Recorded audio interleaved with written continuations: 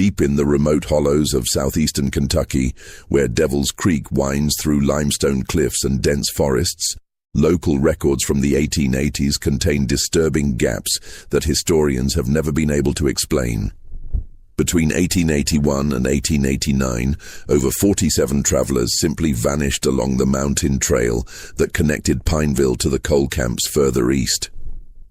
What makes this even more chilling is that during this same period, one family, the Harlans of Devil's Creek, somehow became the largest meat supplier in 3 counties, despite owning only a modest farm with fewer than 20 head of cattle. For over a century, county officials and their descendants have refused to discuss what really happened in those mountains, but recently discovered letters and testimonies reveal a truth so horrifying that it explains why an entire community chose to bury it forever. Before we continue with the story of the Harlan family and their blood-soaked legacy, I want you to do something for me. Hit that subscribe button and ring the notification bell, because stories like this one require deep research into historical archives that most people will never see. Also, leave a comment telling me what state or city you're listening from. I love knowing where my audience discovers these forgotten American mysteries. The Devil's Creek settlement was never meant to be permanent. Most travelers who found themselves in that narrow valley were simply passing through, following the old Cherokee Trail that had been used for centuries to move between the Kentucky River Basin and the coal-rich mountains to the east. The year was 1879, and southeastern Kentucky was experiencing its first real taste of industrial prosperity. Coal had been discovered in massive quantities throughout the Cumberland Mountains, and suddenly, isolated communities that had survived on subsistence farming for generations found themselves at the center of an economic boom. New railroads were being planned, mining camps were sprouting up seemingly overnight, and most importantly, for our story, there was a constant stream of workers, investors, and merchants traveling the dangerous mountain roads between established towns and these remote mining operations. Devil's Creek sat perfectly positioned along one of the most heavily traveled routes. The settlement consisted of no more than 8 families scattered across a valley floor that was barely 2 miles long and half a mile wide at its widest point. Steep limestone cliffs rose on both sides, creating a natural bottleneck that forced all trail traffic through a single narrow passage.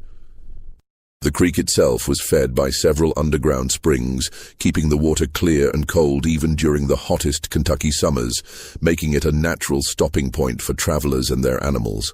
At the head of this small community stood the Harlan family homestead, a weathered log structure that had been built sometime in the 1840s by patriarch Josiah Harlan, a Kentucky native who had moved his family deeper into the mountains after losing his original farm to creditors following a series of bad harvests.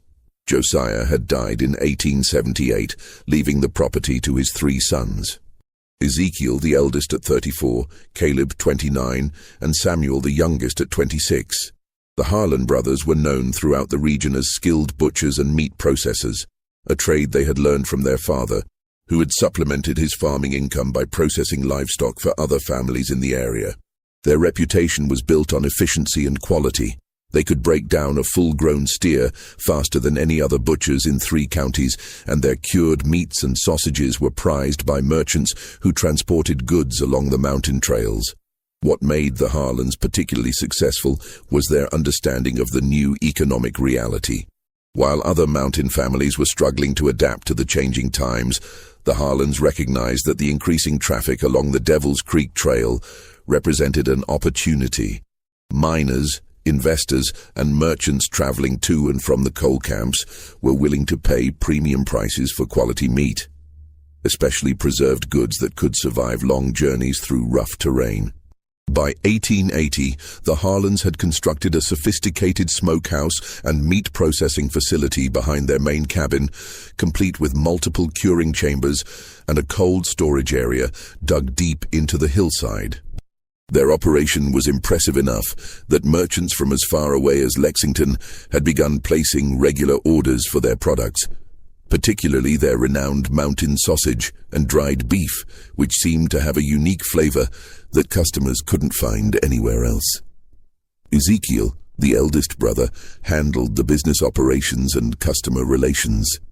He was a tall, lean man with piercing gray eyes and a carefully maintained beard that gave him an air of respectability when dealing with the merchants and mining company representatives who frequented their establishment. Caleb managed the actual meat processing and preservation, applying techniques that he claimed to have learned from German immigrants who had settled briefly in the area before moving on to the coal camps. Samuel, despite being the youngest, was considered the most skilled with a knife, capable of butchering and preparing an animal with surgical precision. The brothers had never married, which was somewhat unusual for men of their age in that time and place. But they explained this by saying they were too focused on building their business to support families. They lived together in the family homestead, maintaining a routine that had them up before dawn each day to tend to their livestock and processing operations. Their closest neighbors, the Whitfield family, lived about half a mile down the creek. Thomas Whitfield and his wife Martha had 4 children and operated a small general store that served the other families in the valley as well as passing travelers. Thomas often remarked to his wife that he couldn't understand how the Harlans managed to process so much meat with such a small herd of cattle, but he attributed it to their superior business connections and assumed they were purchasing livestock from farms outside the valley. The other families in Devil's Creek, the Rowlands, the Napiers, the Combs, and others, were primarily subsistence farmers who supplemented their income by providing services to travelers: fresh water, feed for horses, simple repairs, and occasionally overnight lodging. They viewed the Harlans with a mixture of respect and envy, appreciating the prosperity the meat business had brought to their isolated community, while sometimes wondering why the brothers were so secretive about their supplier relationships. By the spring of 1881, the Harlan operation had become so successful that they were processing meat almost continuously. The sound of axes and cleavers could be heard coming from their facility at all hours, and the smoke from their curing chambers created a constant haze that hung over their end of the valley. Thomas Whitfield noted in his journal that the Harlans seemed to be working harder than ever, but their livestock herds didn't appear to be growing proportionally to their output. The first sign that something was fundamentally wrong came on a humid evening in late June 1881, when a Louisville merchant named Benjamin Crawford failed to arrive at the Combs family cabin where he had arranged to spend the night. Crawford was a regular traveler along the Devil's Creek route, transporting manufactured goods to the mining camps and returning with coal samples and orders for equipment. He was known for his punctuality and had never failed to arrive as scheduled in over 2 years of making the journey monthly. Crawford had been seen that morning at the Whitfield store, where he had purchased supplies, and mentioned that he planned to stop at the Harlan facility to place a large order for preserved meats before continuing to the Combs cabin. Thomas Whitfield remembered the conversation clearly because Crawford had been particularly excited about a new contract he had secured with one of the larger mining operations, which would require regular shipments of quality preserved foods. When Crawford didn't arrive by nightfall, Daniel Combs initially assumed the merchant had decided to push through to the next settlement rather than spend another night in the mountains. However, the next morning brought disturbing news. Crawford's horse had been found wandering loose near the limestone cliffs that bordered the eastern edge of the valley, still wearing its saddle and carrying Crawford's sample cases, but with no sign of the man himself. A search party was quickly organized, consisting of most of the adult men from the Devil's Creek families. They spent 3 days combing every accessible part of the valley and the surrounding hills, following game trails and checking every cave and crevice where a person might have fallen or taken shelter. The search was thorough and systematic, covering areas that had been explored countless times by locals over the decades. What they found was deeply unsettling. Crawford's hat was discovered caught on a branch about a quarter-mile upstream from the Harlan property, but there were no other traces of the man, no clothing, no personal items, and most mysteriously, no body. The limestone terrain made tracking difficult, but experienced hunters in the group noted that there were no signs of an animal attack, no blood, and no disturbance of vegetation that would suggest a struggle or accident. Even more puzzling was the condition of Crawford's horse. The animal showed no signs of panic or injury, and its saddle and bridle were still properly secured.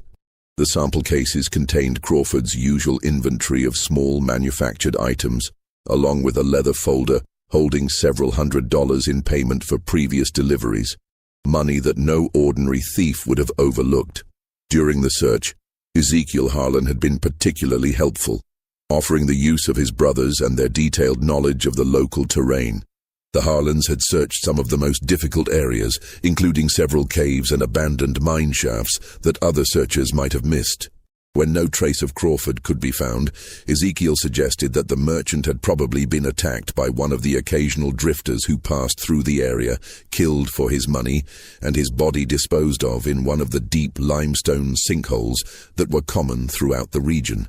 The explanation was plausible enough that most of the search party accepted it, though some noted privately that Crawford's money had been left undisturbed.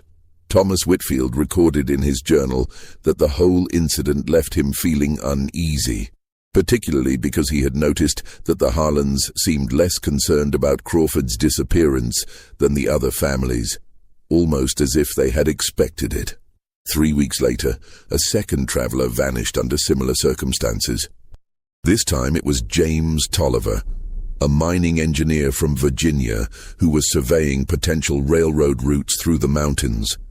Tolliver was traveling with a local guide, but the two men had separated when Tolliver decided to take detailed measurements along Devil's Creek while his guide continued ahead to secure lodging in the next settlement. Tolliver's surveying equipment was found abandoned near the creek, about 200 yards downstream from the Harlan property. His horse was discovered the next morning, grazing peacefully in a meadow with its reins dragging and its saddlebags intact. Like Crawford, Tolliver had simply vanished without leaving any trace of violence or struggle. This second disappearance created genuine fear among the Devil's Creek families.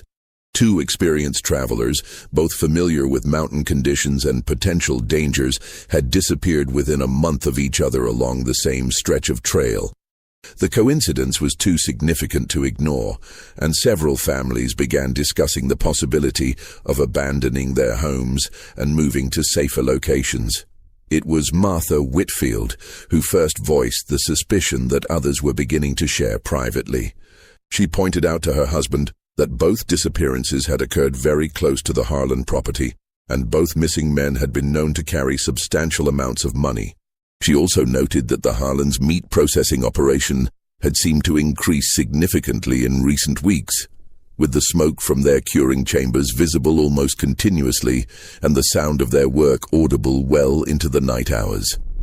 Thomas initially dismissed his wife's concerns as the product of fear and imagination, but he began paying closer attention to his neighbor's activities. What he observed over the following weeks would haunt him for the rest of his life, and ultimately provide the key evidence that would expose one of the most brutal family operations in American frontier history. Thomas Whitfield was not an educated man in the formal sense, but 43 years of mountain living had given him the kind of practical intelligence that kept families alive in harsh environments. He understood animal behavior, weather patterns, and most importantly, he could read the subtle signs that indicated when something in his community was fundamentally wrong.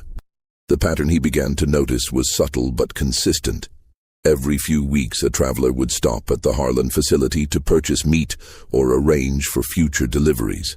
Most of these visits were routine business transactions, but occasionally a traveler would arrive who was obviously carrying substantial money or valuable goods. These individuals, merchants, mining company representatives, investors, and engineers, would conduct their business with the Harlans and then simply disappear somewhere along the trail leading away from Devil's Creek. What made Thomas's observations particularly disturbing was the timing. He began keeping detailed notes in his journal, recording the dates and times when travelers stopped at various locations in the valley. The pattern that emerged was chilling. Travelers who conducted significant business with the Harlans had a much higher rate of disappearance than those who simply passed through or stopped at other locations. By the fall of 1881, Thomas had documented 7 disappearances that followed this pattern. In each case, the missing person had been seen conducting business at the Harlan facility within hours of their disappearance. In each case, valuable goods or money had been left behind, ruling out simple robbery as a motive. And in each case, the Harlans had been among the most helpful participants in the subsequent search efforts, often suggesting that the missing persons had probably fallen victim to the various natural hazards that existed throughout the mountain region. Thomas's suspicions were further reinforced by changes he observed in the Harlans' operation. Their meat processing activities had increased dramatically, but their livestock herds remained essentially unchanged. When he mentioned this discrepancy to Ezekiel during a casual conversation, the eldest Harlan brother explained that they had developed relationships with cattle dealers from outside the region who delivered livestock directly to their facility for immediate processing, bypassing the local markets to ensure better prices and fresher meat. The explanation was reasonable, but Thomas realized he had never seen any evidence of these cattle deliveries. The trail leading to the Harlan facility was visible from several locations around the valley, and moving livestock along mountain paths was a noisy, time-consuming process that would be difficult to conceal from neighbors. Yet Thomas could not recall ever seeing or hearing cattle being driven to the Harlan property, despite the obvious increase in their processing activities. More disturbing were the changes in the Harlans themselves. The 3 brothers, who had always been somewhat aloof but generally pleasant in their dealings with neighbors, became increasingly secretive and suspicious. They began discouraging casual visits to their property, claiming that their expanded business operations required strict schedules that couldn't accommodate social interruptions. They also started working primarily during nighttime hours, explaining that the cooler temperatures were better for meat processing and preservation. Thomas noted that the brothers' physical appearance was also changing. All 3 men seemed to be gaining weight, despite the physically demanding nature of their work, and their clothing and equipment were obviously of higher quality than what their previous income would have supported. Ezekiel in particular had acquired several expensive items: a gold pocket watch, high-quality boots, and a rifle that Thomas recognized as far too costly for a mountain butcher's budget. The most unsettling change was in their attitudes toward the missing travelers. While other community members continued to express concern and organize periodic search efforts, the Harlans seemed increasingly indifferent to these disappearances. They participated in searches when specifically asked, but they never initiated efforts themselves, and they often suggested that continued searching was pointless because the missing persons had obviously left the area or fallen victim to accidents that had left their bodies in inaccessible locations. During the winter months of 1881-1882, travel along the Devil's Creek Trail decreased significantly due to weather conditions, and the disappearances temporarily stopped. This gave Thomas time to consider his options carefully. He was becoming convinced that the Harlan brothers were somehow responsible for the missing travelers, but he had no concrete evidence and no clear understanding of exactly what was happening. The situation became more complicated when Thomas realized that his own family's safety might be at risk. The Whitfield General Store served as an informal information center for the community, and travelers often discussed their plans and destinations while purchasing supplies. If the Harlans were indeed targeting wealthy travelers, they would need advance information about potential victims, information that could easily be obtained by monitoring conversations at the store. Thomas began to suspect that one or more of the Harlan brothers were regularly gathering intelligence about travelers, possibly by listening to conversations from concealed positions near the store or by questioning other community members about visitors to the valley. This realization forced him to confront a terrifying possibility. His family's central role in the community's informal communication network might make them witnesses to activities that the Harlans wanted to keep secret. As spring arrived in 1882 and travel along the mountain trails resumed, Thomas made a decision that would ultimately expose the truth about the Devil's Creek disappearances. He began conducting his own careful surveillance of the Harlan property, documenting their activities and looking for evidence that would either confirm or dispel his growing suspicions. What he discovered over the following months would reveal that the Harlan's operation was far more sophisticated and brutal than anyone in the community had imagined, and that the three brothers had developed a system for murder and disposal that had allowed them to kill dozens of people while maintaining their reputation as respected members of the mountain community. Thomas Whitfield's surveillance of the Harlan property began in early April 1882, when the mountain trails had dried sufficiently to resume regular travel.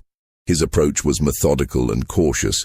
He understood that if his suspicions were correct, discovery could mean death, not just for himself, but for his entire family.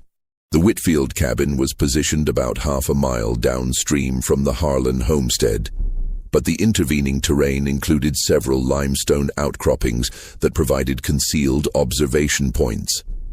Thomas began spending his early morning hours hidden among these rocks, using a spyglass that had belonged to his father during the Civil War to observe activities around the Harlan facility.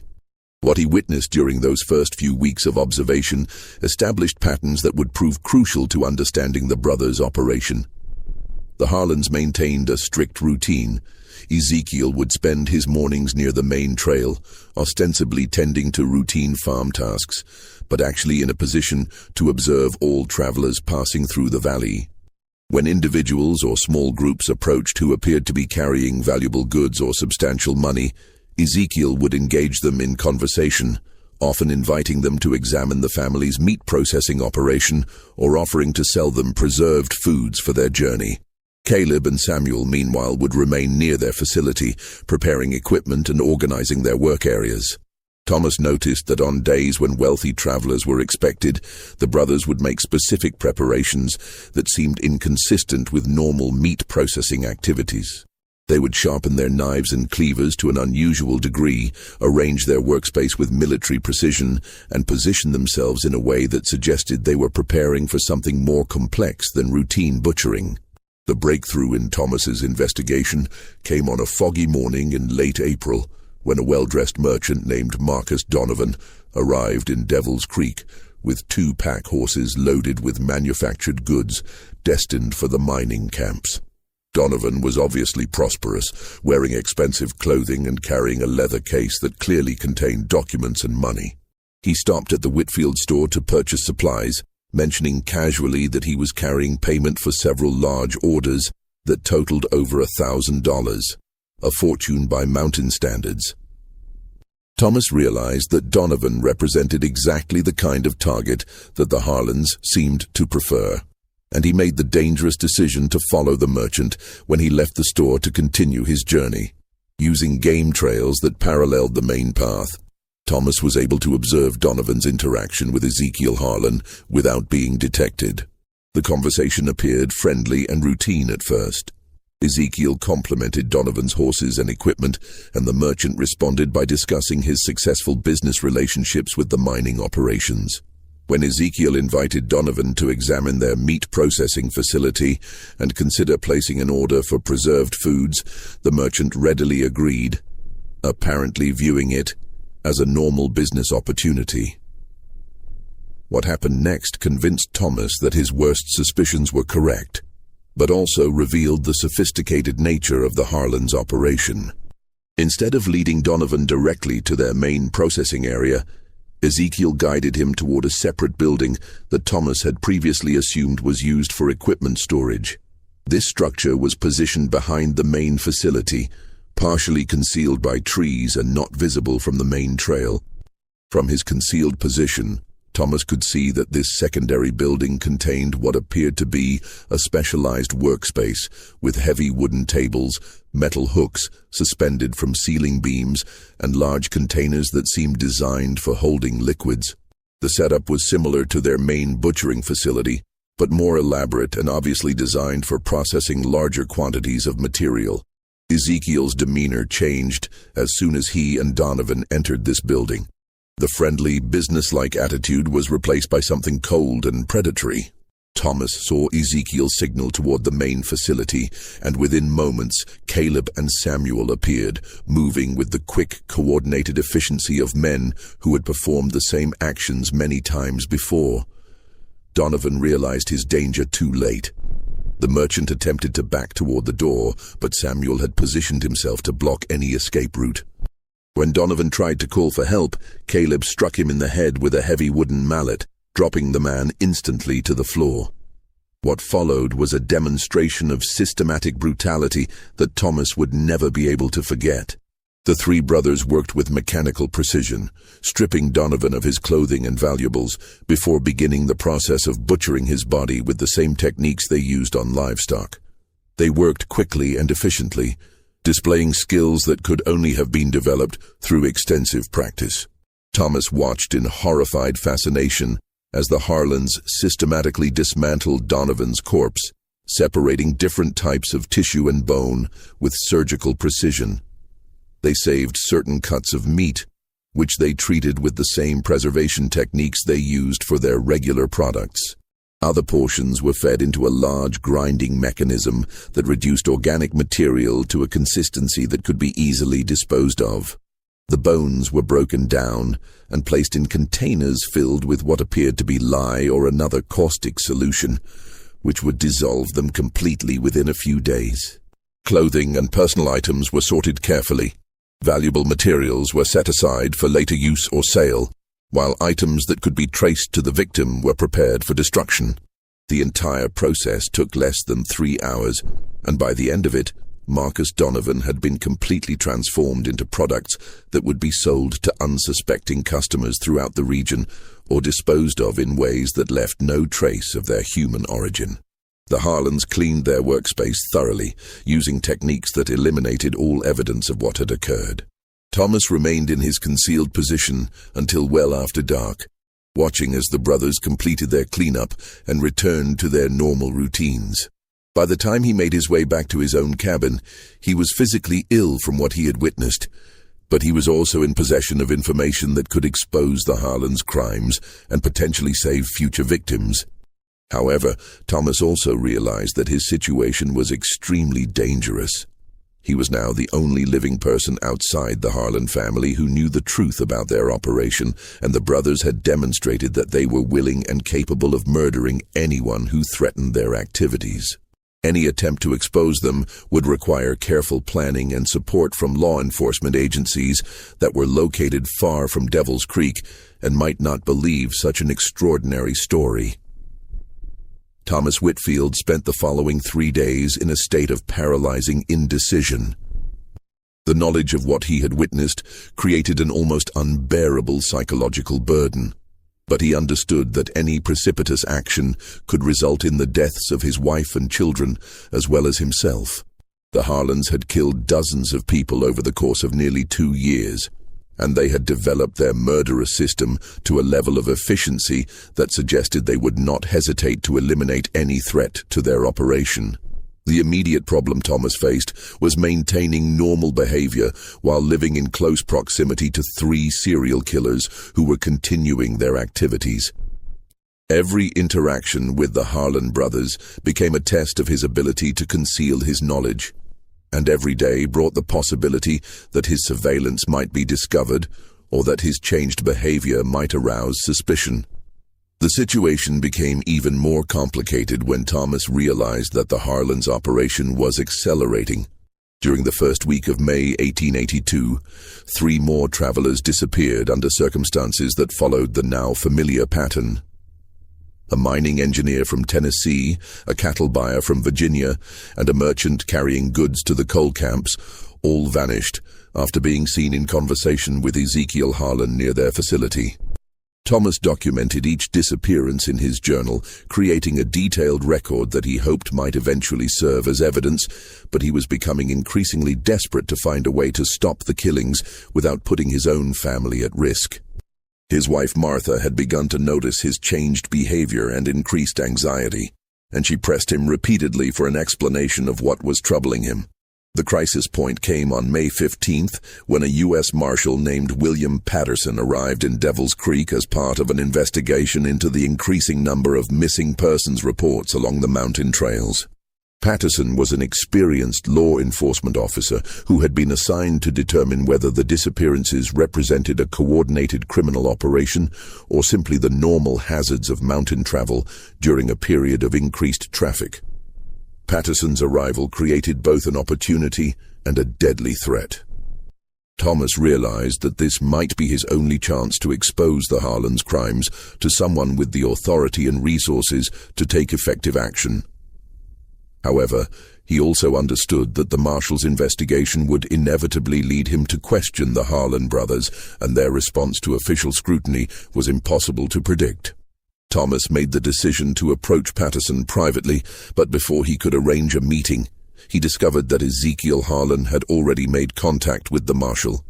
When Patterson stopped at the Whitfield store to purchase supplies and gather information about local conditions, he mentioned that he had received an invitation from the Harlan brothers to examine their meat processing operation and discuss their observations about the missing travelers. The realization that Patterson was walking directly into the same trap that had claimed so many previous victims created a moral crisis that Thomas could no longer avoid.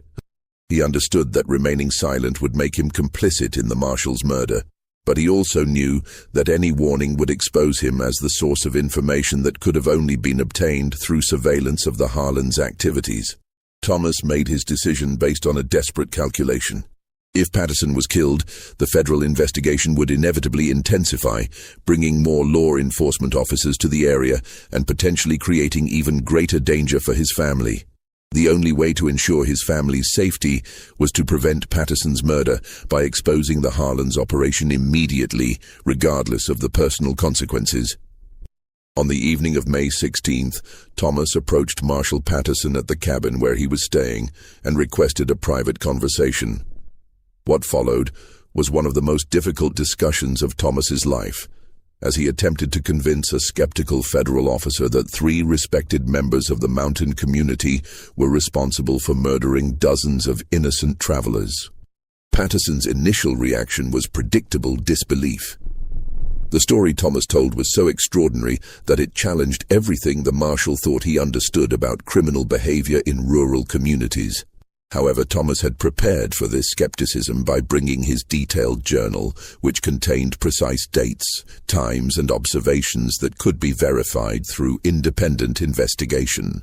More importantly, Thomas was able to provide specific information about the location and layout of the Harlan's specialized killing facility, details that could only have been obtained through direct observation.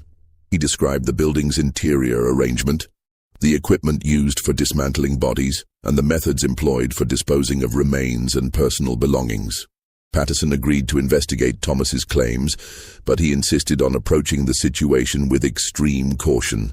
The Marshal understood that if the allegations were true, the Harlan brothers represented an unusually dangerous criminal organization that had successfully concealed their activities for an extended period.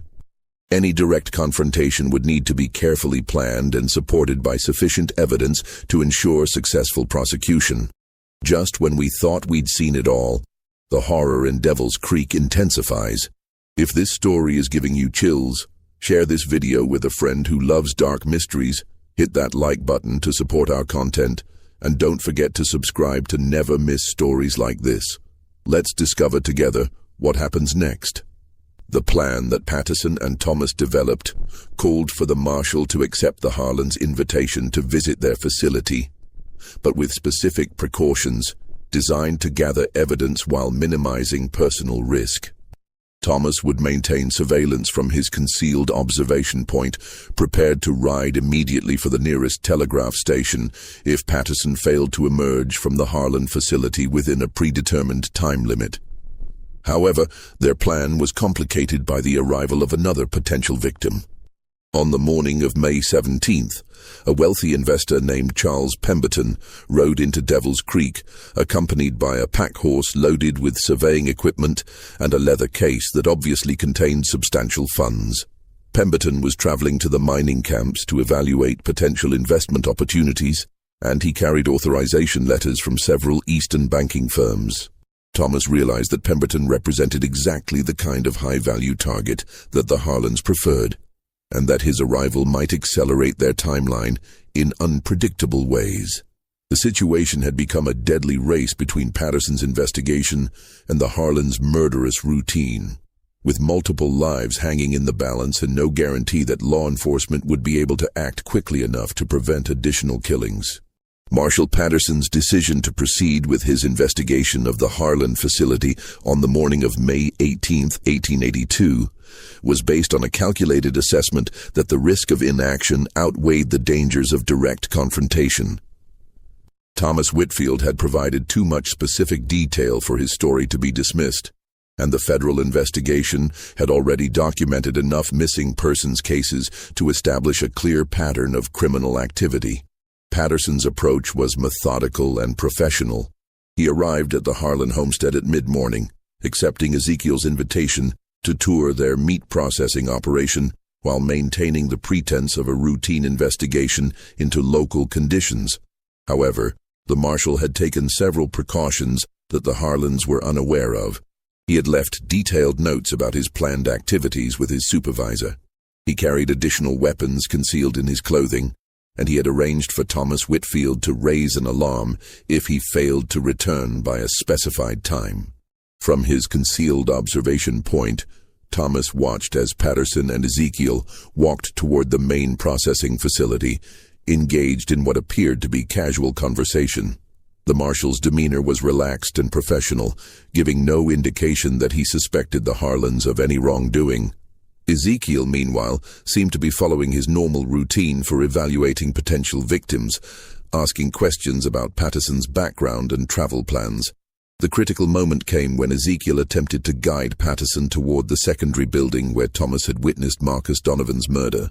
However, Patterson's law enforcement experience had made him naturally cautious about entering unfamiliar enclosed spaces, and he politely declined the invitation, suggesting instead that they continue their conversation in the open area near the main facility.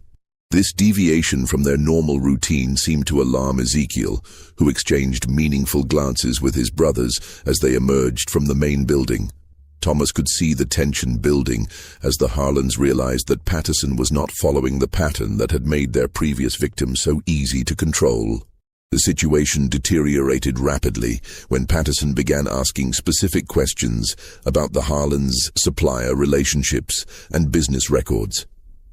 The marshal's training had taught him to look for inconsistencies in suspects' stories, and the discrepancies in the Harlans' explanations for their increased processing activities became obvious under direct questioning. When Patterson requested to examine their business ledgers and correspondence with livestock suppliers, Caleb Harlan made a subtle gesture that Thomas recognized as a signal for violence. However, instead of the quick, coordinated attack that had overwhelmed previous victims, the brothers found themselves facing an armed federal officer who was prepared for trouble.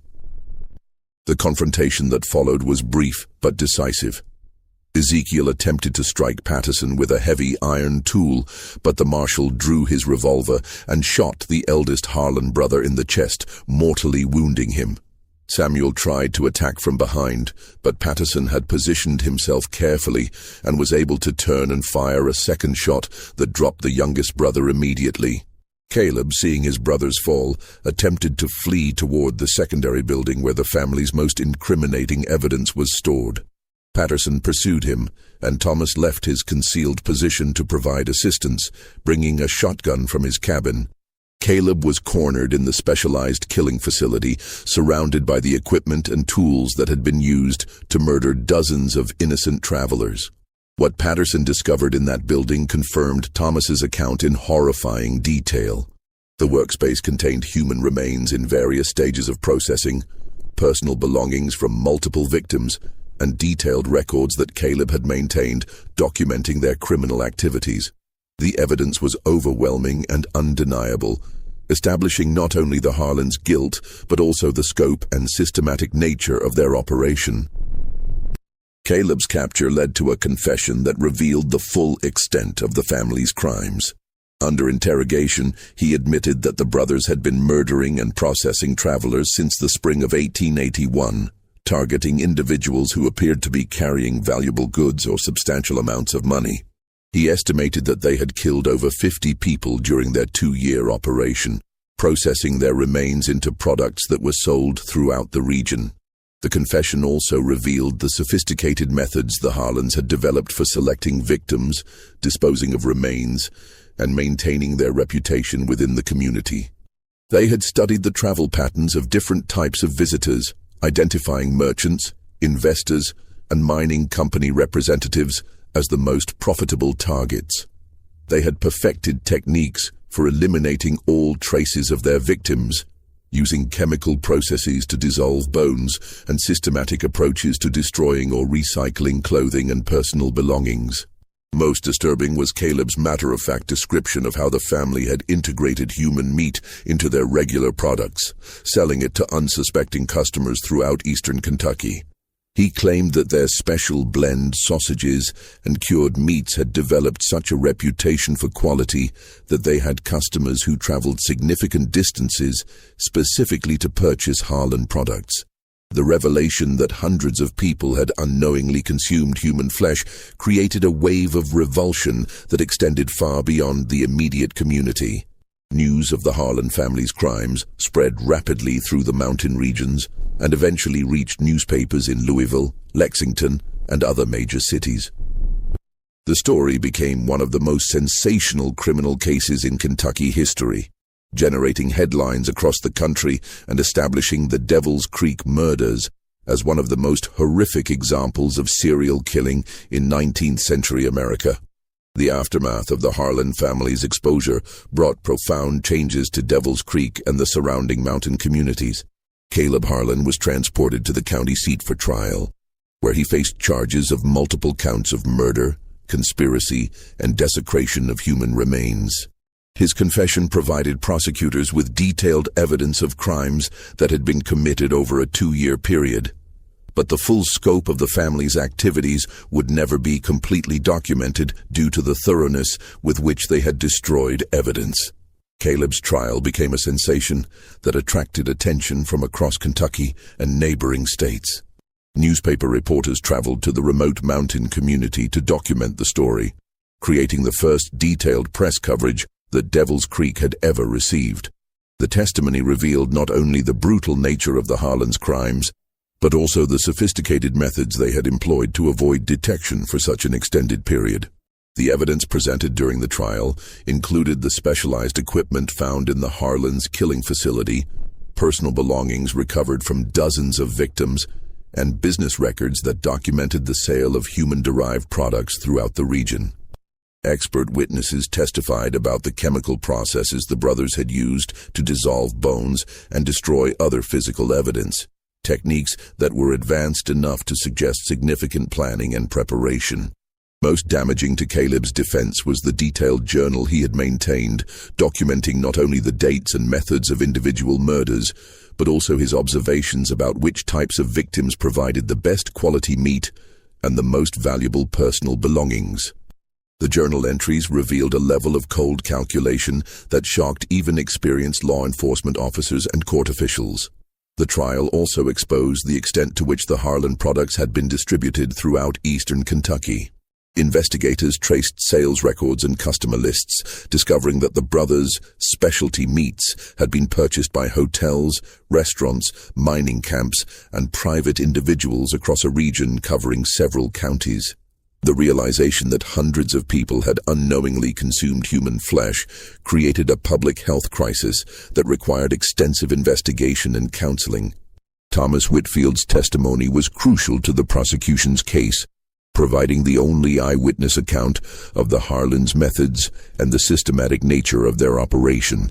His detailed surveillance records and journal entries established a timeline that correlated with missing persons reports from across the region. However, his role in exposing the crimes also made him and his family targets for revenge from those who had sympathized with the Harlans or who blamed him for bringing unwanted attention to their isolated community. The psychological impact on the Devil's Creek community was devastating, and long-lasting. Families who had lived peacefully as neighbors for decades discovered that they had been unknowingly sharing their valley with serial killers who had viewed them as potential sources of information about profitable victims. The trust and social cohesion that had characterized the mountain community was permanently shattered. Several families, including the Whitfields, chose to abandon their homes and relocate to other areas rather than continue living in a place associated with such horrific crimes. The Harlan property was seized by the county and eventually destroyed, but the specialized killing facility was preserved temporarily as evidence for potential appeals or related prosecutions. Caleb Harlan was convicted on multiple counts of murder and sentenced to death by hanging. However, he died in his jail cell before the sentence could be carried out, apparently from a heart condition that had been worsened by the stress of imprisonment and trial. His death eliminated any possibility of recovering additional information about victims who had not been identified or about other potential accomplices who might have assisted the family's operation. The broader investigation revealed connections between the Harlan crimes and similar disappearances in other parts of Appalachia, suggesting that the brothers might have been part of a larger network of criminals who preyed on travelers along mountain routes. However, these connections were never fully explored due to the limited resources available to law enforcement agencies in remote areas and the difficulty of coordinating investigations across state and county boundaries. Marshal Patterson received commendation for his role in exposing the Harlan operation, but he also requested transfer to a different assignment, stating that the psychological impact of the case had affected his ability to work effectively in mountain communities. His official report became a model for investigating organized criminal activities in isolated rural areas, and his methods were studied by law enforcement agencies throughout the country. The Devil's Creek murders had lasting effects on travel and commerce throughout the eastern Kentucky mountains. Merchants and other travelers became much more cautious about stopping at isolated facilities or accepting invitations from strangers, regardless of how respectable they appeared. The incident contributed to demands for improved law enforcement presence in remote areas and better communication systems that could coordinate responses to criminal activities across jurisdictional boundaries. Perhaps most significantly, the case established precedents for prosecuting crimes that involved the systematic processing and distribution of human remains. The legal challenges presented by the Harlan's operation required courts to address questions about evidence preservation, victim identification, and public health protection that had rarely been encountered in American criminal law. The economic impact on the region was also substantial. The revelation that human meat had been sold as livestock products created lasting suspicion about the authenticity of meat products from mountain suppliers, damaging the reputation of legitimate businesses throughout eastern Kentucky. Several meat processing operations were forced to close permanently due to customer concerns, and it took decades for the regional food industry to recover fully from the scandal. Local folklore and oral traditions preserved stories about the Harlan family crimes for generations, though these accounts often became exaggerated or distorted over time. Some versions of the story included supernatural elements or suggested that the brothers possessed unusual abilities that explained their success in avoiding detection. However, the official records and court testimony make clear that their operation succeeded through careful planning, systematic execution, and the isolation of their mountain location rather than any extraordinary capabilities. The abandoned sites associated with the Harlan operation became local landmarks that were generally avoided by residents and visitors alike. The area where their homestead had stood remained empty for decades, and few people were willing to settle or work in that part of the valley. Even today, more than a century after the crimes were exposed, some local residents report feeling uncomfortable when traveling through the area where Devil's Creek winds past the former Harlan property. The case also highlighted the vulnerability of travelers in remote areas during the late 19th century, when communication was limited and law enforcement resources were stretched thin across vast territories. The Harlan's ability to operate undetected for over 2 years demonstrated how geographic isolation could provide cover for criminal activities that would have been impossible to sustain in more densely populated areas.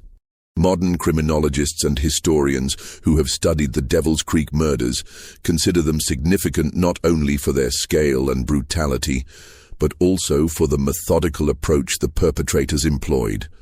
The Harlans developed what amounts to an early example of organized serial killing, with systematic victim selection, sophisticated disposal methods, and integration of criminal proceeds into legitimate business operations. The psychological profiles that have been constructed based on available evidence suggest that the three brothers shared personality traits that made their collaboration in these crimes possible, but also that their operation required a level of planning and coordination that went beyond simple criminal opportunism. Their ability to maintain normal social relationships within their community while simultaneously conducting a systematic murder operation represents one of the most disturbing aspects of the case.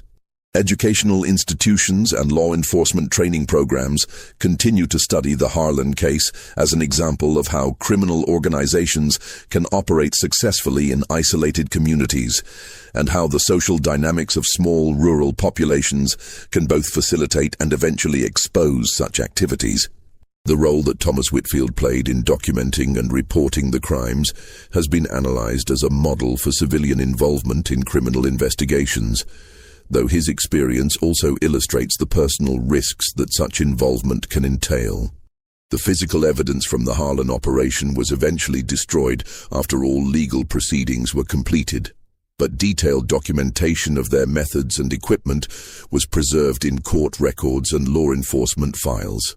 These materials have provided valuable insights for investigators working on similar cases in other locations and time periods. This mystery shows us how evil can hide behind the mask of respectability, and how entire communities can be deceived by those who exploit their trust and isolation.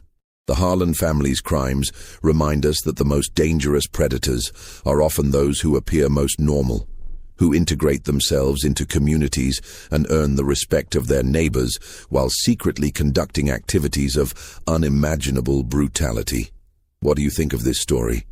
Do you believe everything was revealed, or might there have been other accomplices who escaped justice? The evidence suggests that the Harlan operation was too sophisticated for 3 men acting alone, yet no other perpetrators were ever identified. Leave your comment below with your theories about what really happened in those Kentucky mountains. If you enjoyed this tale and want more horror stories like this, subscribe, hit the notification bell, and share with someone who loves mysteries. The mountains of Appalachia hold many more secrets, and we'll continue exploring them together. See you in the next video.